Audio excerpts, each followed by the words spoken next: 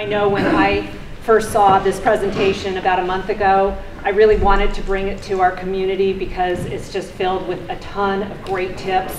If every person in this room ends up going home and doing 2 to 3 of the tips that Ken's going to be talking about, it's going to be an extremely successful evening. Without further ado, I'm going to pass the baton on to my husband, Steve Friedman, who handles emergency prep with Bill Tagg up in our community.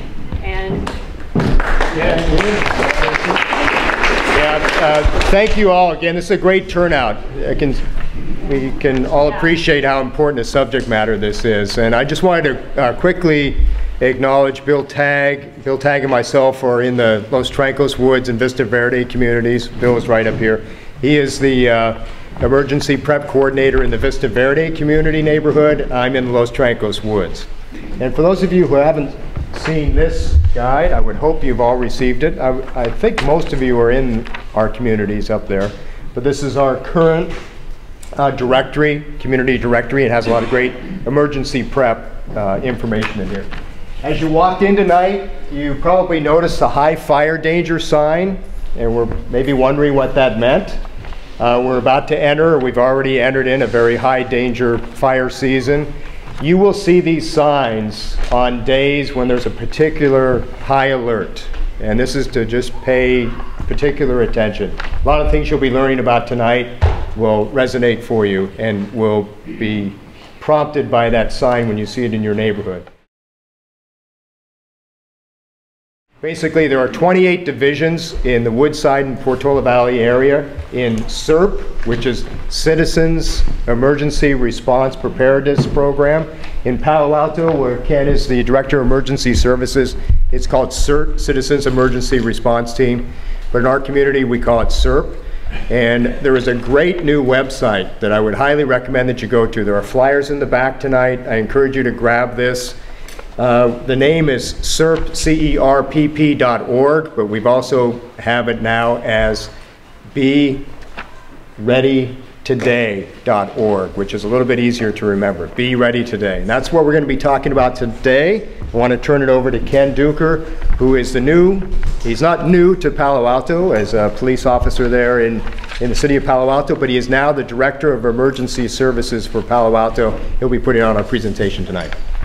Okay. Before I get going with the formal presentation, I want to just address a few high-level things. Should we need to evacuate? Follow me. Run out that way. There's one theme that always bubbles out of this when we really discuss this risk honestly, and that is that we're all in this together. This is not something that you can rely on first responders alone to do it. I think you know that already, that's why you're here. And from us in the first responder community, we need to work with you. We're going to talk a little bit, since I'm with the city, about what Palo Alto is doing, and even if you might live outside the city limits, most of what we're doing in our fire plan and mitigation really does have an impact on you. There are only a very few roads, as you well know, in and out of here, and we're trying to be good neighbors and also practice what we preach. Yeah.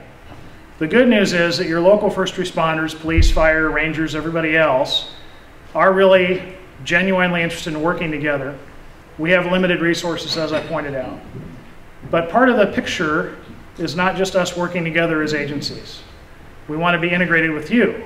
What Steve mentioned, your CERP program, or what we call CERT, those of you who are involved with that already know that we'd like to plug you in to our incident command system.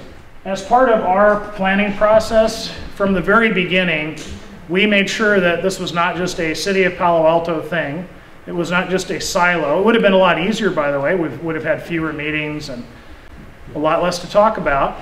But we wanted to be very open and inclusive. So I'm not going to read all the different groups and agencies on here, but it's everybody from Actera through the Vista Verde Community Association to the Los Trancos County Water District and so forth and so on, who have all been partners or stakeholders in the planning process and some of the input that you're going to see here tonight in these slides.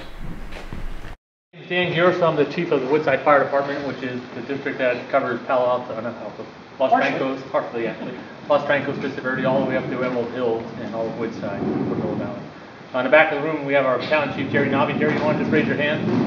And next to him is Captain Slaughter, firefighter Jim Laughlin, and I think we have two more guys down there. Got Marshall Hurd and Captain Tom Kasheri. And they're off of our engine aid company.